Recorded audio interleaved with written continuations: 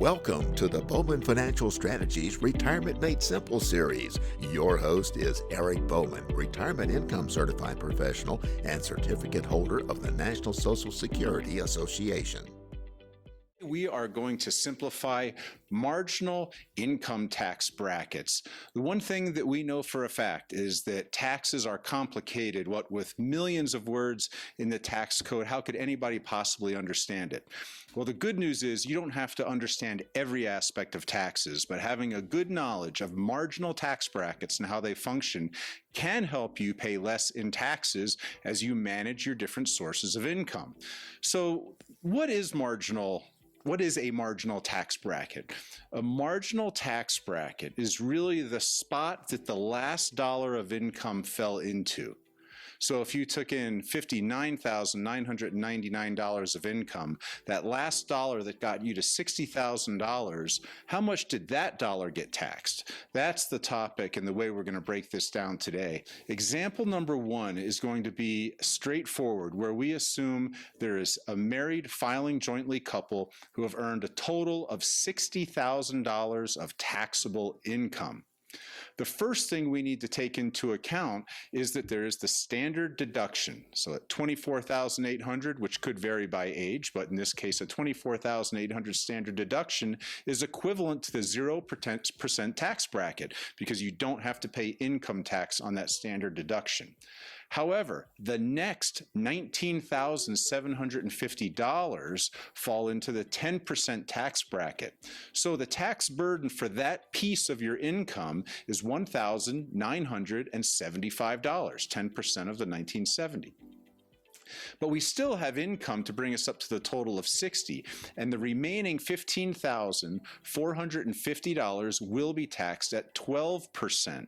So 12% of that amount is $1,854. And if you add those together, you get $3,829 of total estimated federal tax. Now, example two. In example two, we're simply going to double the ordinary taxable income. The standard deduction still applies, $24,800. The first marginal tax bracket obviously still applies, paying $1,975 in taxes. But now we're going to utilize the entire 12% marginal tax bracket because that tax bracket ends at $80,250 of taxable income. So that 12% times that $60,500 gives us $7,260 of additional taxation, but yet there's still a little bit of that $120,000 of income and leaked over into the 22% tax bracket. So on that $14,950 of income, you had to pay $3,289 in taxes because those dollars were taxed at 22%. That brings us to a total estimated federal tax burden of $12,524. Take note, twice as much income, 3 times as much in taxes roughly. So this does prove that we have a progressive tax system, which means the more you make, the more you're going to pay in taxes. I hope that this discussion today on marginal tax brackets clarified for you the idea that each dollar is not necessarily taxed the same and how that standard deduction fits into that equation as well.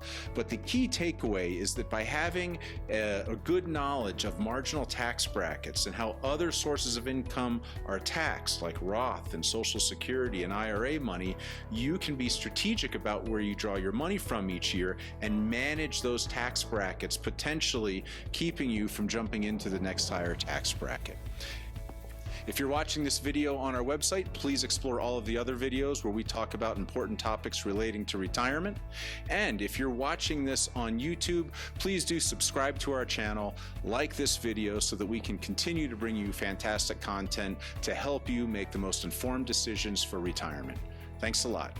To watch other webinars, go to bowmanfinancialstrategies.com and learn about topics like Social Security maximization, Roth conversions, and tax-efficient distribution strategies in retirement.